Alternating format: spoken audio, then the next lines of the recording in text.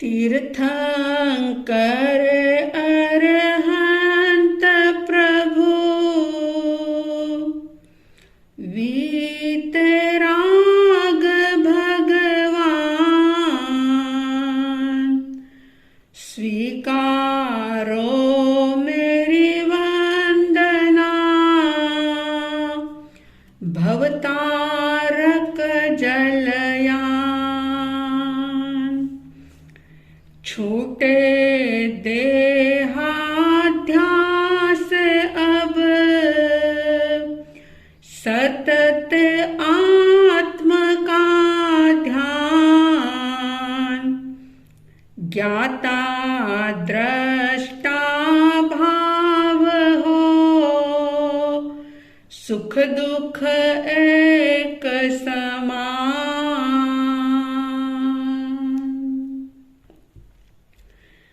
श्रद्धालु जिज्ञासु श्रोताओं,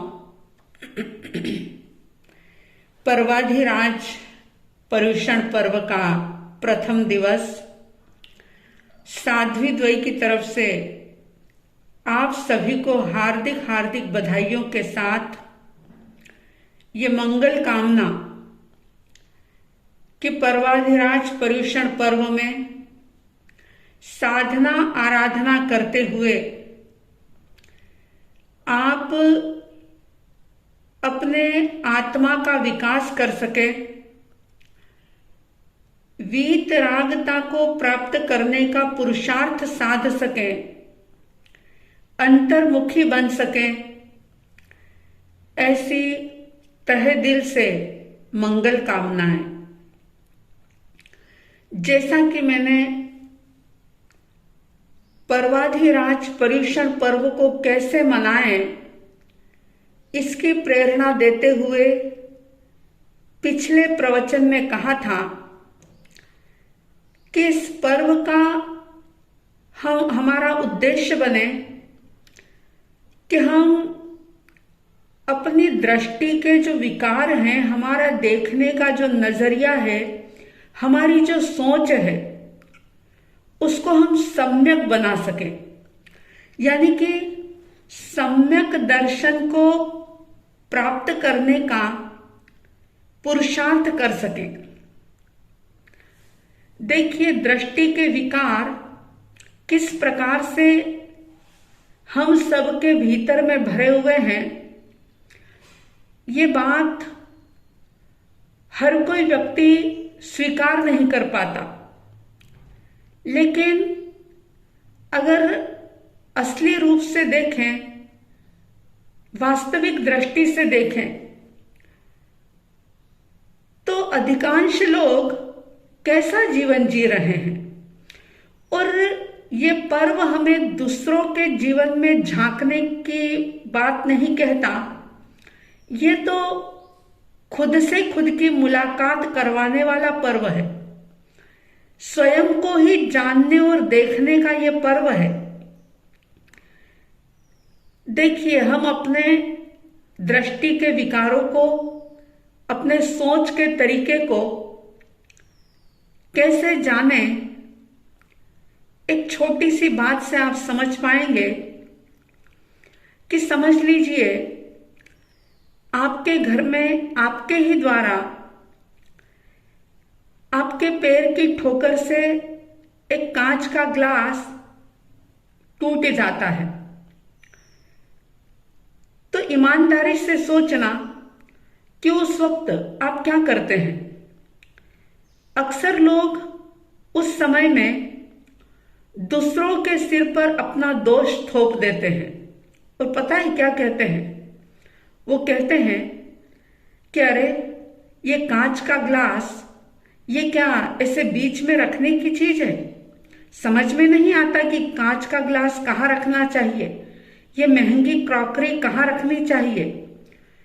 देखिए, नुकसान हुआ खुद के अविवेक के कारण से, खुद की गलती से, लेकिन नुकसान करके भी दोष, यानी अपनी गलती, अपना दोष अपने ऊपर लेने को व्यक्ति तैयार नहीं होता।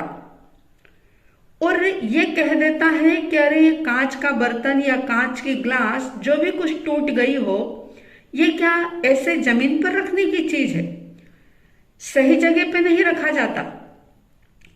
और फिर अगर वही ग्लास किसी दूसरे के पैर की ठोकर से टूट जाता है तो क्या कहते हैं, किसी दूसरे के बारे में मत सोचना, खुद ही अपने आप में देखना कि हमारी दृष्टि कैसी है। अगर वो ग्लास दूसरे के हाथ से, दूसरे के पैर की ठोकर से टूट जाता है तो व्यक्ति ये कहता है कि अरे देखकर नहीं चला जाता, क्या अंधे हो गए हो।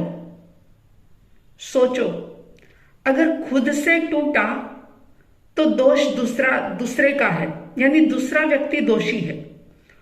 और अगर दूसरे से वही होता है तो उसका दोष भी हम अपने ऊपर लेने के लिए तैयार नहीं होते। तब हम ये कहते हैं कि अरे देख के नहीं चल सकते। हम ये नहीं कह सकते कि हाँ हमने ये ग्लास बीच में रख दिया था। मतलब दृष्टि का विकार देखो आप, कि खुद के प्रति तो बहुत प्रेम पूर्ण दृष्टि है और दूसरों के प्रति उतनी ही नफरत से, घृणा से भरी हुई दृष्टि। दूसरों के प्रति घृणा, खुद के प्रति प्रेम, दूसरों के प्रति द्वेष की दृष्टि और खुद के प्रति राग की दृष्टि। अगर कोई भी काम अच्छा होता है तो हम कहते हैं कि मैंने किया, सारा के सारा श्रेय जो है वो हम खुद लेना चाहते हैं। और कभी न कभी कोई न कोई कारण ढूंढ करके सारी अच्छाइयों पर व्यक्ति अपनी मोहर लगाना चाहता है। और गलत हो जाए, वो स्वयं से भी हो जाए तो उसे स्वीकार नहीं कर पाता। और आप जानते हैं, परमात्मा कहते हैं कि जीवन में जितनी भी परेशानियां हैं ना, जितना भी दुख है, उन सारी परेशानियों का मूल जो है वो राग और द्वेष पूर्ण दृष्टि है। और इसी दृष्टि ने हम सबके जीवन को विकारों से भर दिया है। और उन विकारों को, उन दोषों को कमजोर कर देने का प्रयास करना, इसका नाम पर्युषण है। यह पर्युषण किसी दूसरे की नहीं बल्कि स्वयं की साधना है। और यह किसी भगवान की उपासना नहीं है, किसी परमात्मा की भक्ति नहीं है। यह तो खुद अपनी आत्मा की उपासना करने का पर्व है। बाकी पर्व किसी व्यक्ति से जुड़े हैं, जैसे महावीर जयंती भगवान महावीर से संबंधित है, पौष दशमी पार्श्वनाथ भगवान से संबंधित है, जन्माष्टमी श्री कृष्ण जी से संबंध रखती है, 15 अगस्त जो है वो स्वतंत्रता दिवस के रूप में मनाया जाता है। यानी कि आप देखो कि और जो पर्व हैं वे किसी व्यक्ति से जुड़े हैं या किसी घटना से जुड़े हैं, मगर पर्युषण पर्व ये हमें खुद की तरफ आने की प्रेरणा देता है, खुद से जोड़ता है। स्वयं की साधना करना ही पर्युषण पर्व का उद्देश्य है। अब बात यह आती है कि स्वयं की साधना करना है, लेकिन कैसे की जाए। हमारे सामने कोई ना कोई आदर्श चाहिए, कोई ऐसा एक आईना चाहिए, कोई ऐसी घटना चाहिए, कोई ऐसा आदर्श हमारे सामने स्थित हो कि जिसको देख करके हमारा आत्मबल, संकल्प बल प्रवर्धमान हो। क्योंकि अनादिकाल से हम मन के और इंद्रियों के दास बने हुए हैं। मन जैसा कहता है उस मन के इशारे पर हम नाचते रहते हैं। इंद्रियों को जो अच्छा लगता है उसी के अनुसार हम कार्य करते रहते हैं।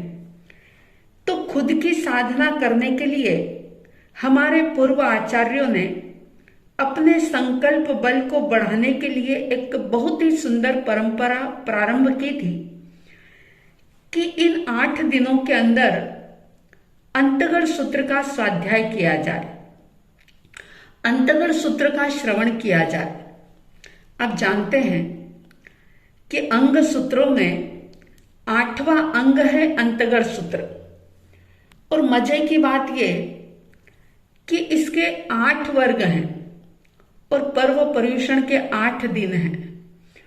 और विशेषता ये कि इस अंतगढ़ सूत्र के अंदर यानी इस शास्त्र के अंदर ऐसे ही आत्माओं का वर्णन है कि जिन्होंने उसी जन्म में परमात्मा के वचनों को सुना, जिन वाणी को सुना, समझा, न केवल सुना, न केवल समझा, बल्कि उसे जी लिया, आचरण में उतार लिया और उसी जन्म में दीक्षा लेकर के यानी साधना के मार्ग पर आगे बढ़कर के अपने अनादि काल के कर्म शत्रुओं को हरा करके अपने शुद्ध आत्म स्वरूप को प्रकट किया, यानी कि वे सिद्ध बुद्ध और मुक्त बन गए।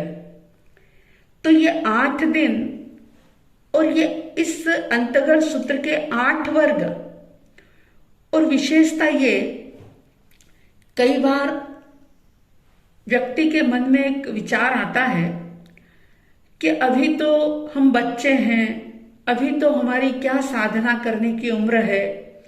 कोई कहता है हम स्त्री हैं, स्त्रियों में इतनी कहाँ शक्ति होती है कि वो ऐसी साधना कर सके। कोई कहता है मैं बीमार हूं, कोई कहता है कि मैं तो बुजुर्ग हो गया हूं, मेरी वृद्धावस्था आ गई है, अब ऐसी अवस्था के अंदर कैसे साधना की जाए। तो इस शास्त्र को अगर आप ध्यान से सुनेंगे तो आप पाएंगे कि इसमें राजा महाराजाओं का, राजकुमारों का वर्णन है, जवानों का वर्णन है, महिलाओं का वर्णन है, छोटे बच्चे का भी वर्णन है और वयोवृद्ध व्यक्तियों का भी वर्णन है। यानी कोई छोटा या बड़ा नहीं, जो भी कोई साधना के मार्ग पर बढ़ना चाहे वो निश्चित रूप से बढ़ सकता है और अपने कर्म शत्रुओं को नष्ट करके सिद्ध बुद्ध और मुक्त अवस्था को प्राप्त कर सकता है।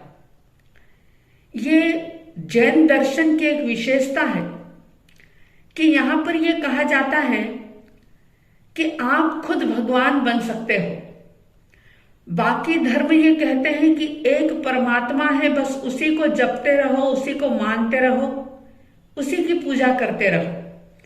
लेकिन जैन धर्म और सारे तीर्थंकर, सारे अरिहंत परमात्मा ये कहते हैं कि मुझसे भी अनुराग मत रखो, हमसे भी प्रेम मत रखो, तुम अपनी आत्मशक्ति को जानो और खुद में लीन हो जाओ। तुम खुद भगवान बन सकते हो, अपनी भगवत्ता को प्रकट करो और अपनी उस भगवत्ता को प्रकट करने के लिए ही आइए हम प्रारंभ करते हैं अंतगढ़ सूत्र। बड़ी ही श्रद्धा के साथ, भक्ति के साथ, अहोभाव के साथ इस शास्त्र को सुने। उन साधक आत्माओं के प्रति जिन्होंने सिर्फ एक बार प्रभु की वाणी को सुना और उन्हें समझ में आ गई बात, कोई किंतु परंतु ये वो उनके बीच में नहीं आया और वे भगवान के बताए हुए मार्ग पर आगे बढ़ गए, पीछे मुड़ करके नहीं देखा। ऐसा तपाया अपने आप को कि उसी जन्म में और कुछ ही वर्षों में किसी ने 16 साल, किसी ने 12 साल, किसी ने 15 साल दीक्षा पर्याय का पालन किया और सिद्ध बुद्ध मुक्त हो गए। कोई तो बस दीक्षा ली, सुबह दीक्षा ली और शाम को मुक्त हो गए। ऐसे भी उदाहरण है। तो बड़ी श्रद्धा से इस अंतगढ़ सूत्र का आप श्रवण करें और अपने मनोबल को बढ़ाएं। हो सकता है आपका मन ये कहेगा कि वो तो चौथा आरा था, सतयुग था, अमुक था, तमुक था, उनके शारीरिक शक्ति बहुत थी, इसलिए उन्होंने साधना कर ली और वो मुक्त हो गए। कोई बात नहीं, पंचम आरा भी है, आपके हमारी शारीरिक शक्ति कम है, वैसा सहनन संस्थान हमारे पास ना भी हो, लेकिन फिर भी कुछ कदम तो आगे बढ़ाए ही जा सकते हैं। मुक्ति की दिशा में कुछ तो आगे बढ़ ही सकते हैं। अरे मुक्त चाहे ना भी हो सके, सम्यक दर्शन को प्राप्त करने के अधिकारी तो आप बन ही सकते हैं। तो वैसा पुरुषार्थ तो अवश्य करना ही चाहिए। आइए हम अंतगढ़ सूत्र का प्रारंभ करते हैं। अंतगढ़ सूत्र के अंदर इस प्रकार से वर्णन आता है कि उस काल उस समय में, यानी कि चौथे आरे की बात है ये। तो चौथे आरे में सुधर्मा स्वामी जी, जो कि ग्रामानुग्राम विचरण करते हुए, विहार करते हुए अपने 500 शिष्यों के साथ, 500 मुनिराजों के साथ चंपा नगरी के पूर्णभद्र उद्यान के अंदर पधारते हैं। और जैसे ही पता चला कि सुधर्मा स्वामी जी पधारे हैं, तो उनको वंदना करने के लिए, उनकी धर्म कथा सुनने के लिए लोग वहां पर पहुंचते हैं और उनको वंदन करते हैं, उनके प्रवचन सुनते हैं। और प्रवचन सुनकर के लोग जो थे वो अपने अपने घर लौट जाते हैं। और उसी समय में जो जम्बू स्वामी थे,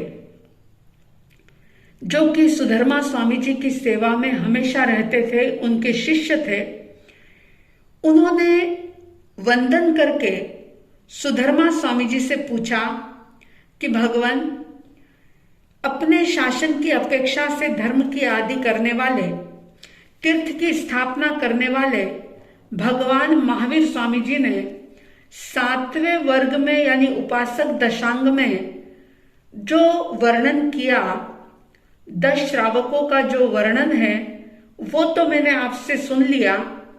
अब आप मुझे ये बताइए कि अंतगढ़ सूत्र के अंदर 8वें अंग में भगवान महावीर स्वामी जी ने किस प्रकार के भाव फरमाए हैं।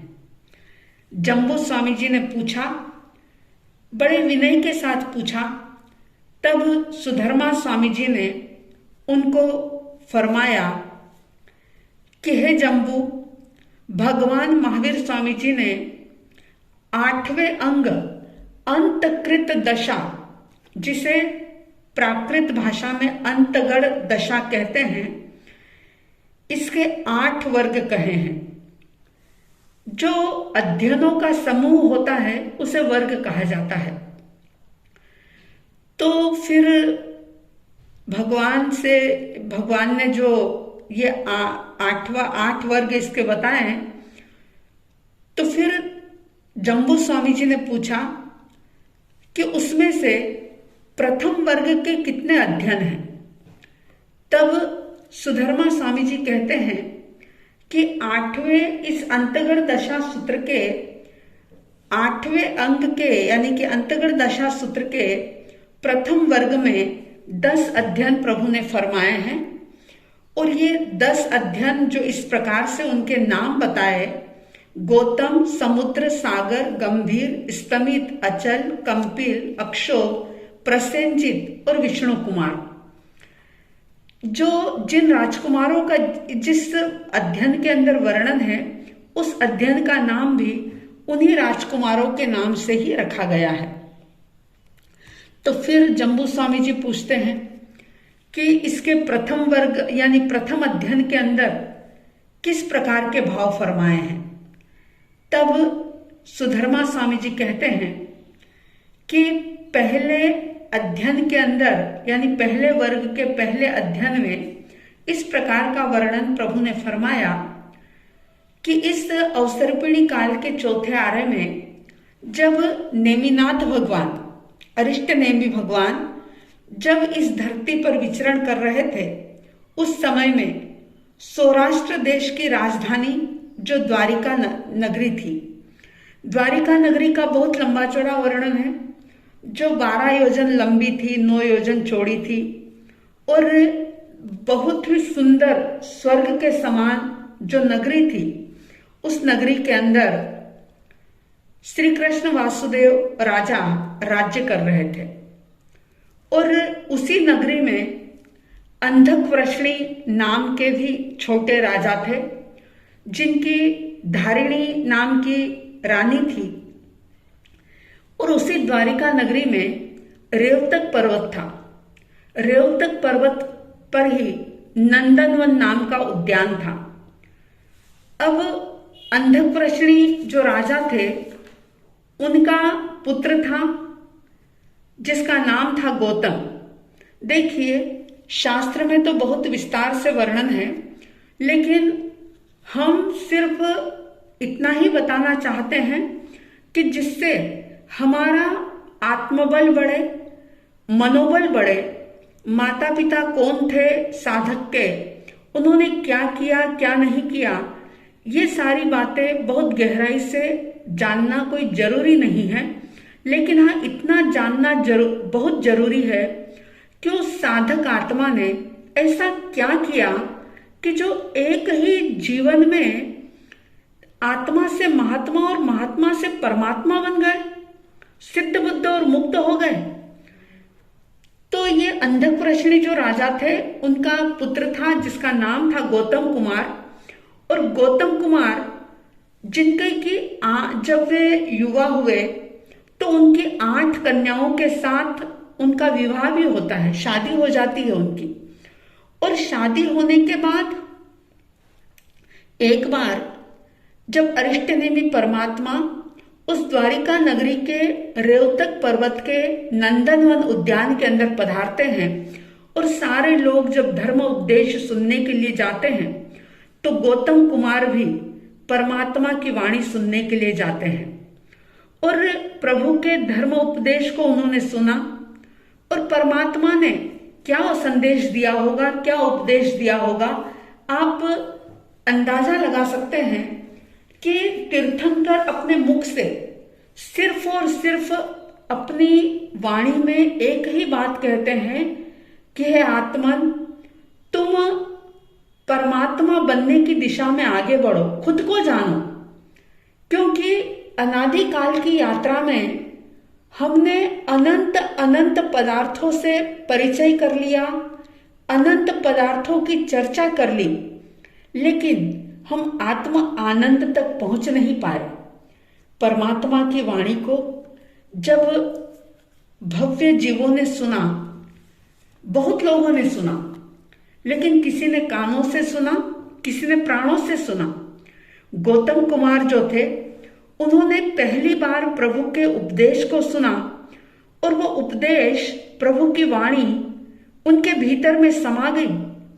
वैराग्य हो गया, पुद्गल असार नजर आने लग गए और ये समझ आ गया कि अगर इस जीवन में मैंने खुद को जानने की साधना नहीं की तो मैं तो 84 लाख जीवा योनि के अंदर भटक रहा हूं और ऐसे ही भटकता रहूंगा।